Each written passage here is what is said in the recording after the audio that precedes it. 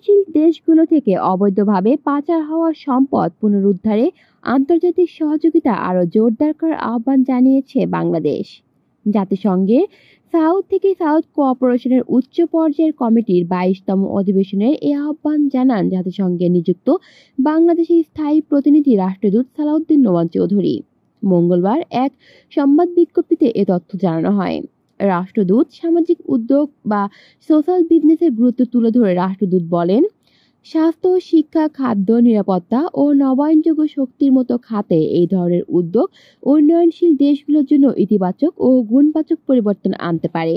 তিনি উন্নয়নের প্রধান চালিকা শক্তি হিসেবে যুব সমাজের ভূমিকা তুলে ধরে বলেন, তরুণদের উন্নয়ন প্রক্রিয়ার কেন্দ্রবিন্দুতে রাখতে হবে, তাদের সম্ভাবনা কাজে লাগাতে হবে। শিক্ষা ও উদীয়মান প্রযুক্তি খাতে, বিশেষ করে কৃত্রিম বুদ্ধিমত্তার মতো খাতে দক্ষতা বৃদ্ধিতে বিনিয়োগ বাড়াতে হবে।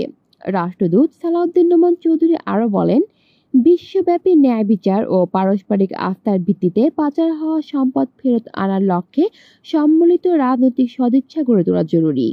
কলি শিকদার, বাংলা নিউজ নেটওয়ার্ক।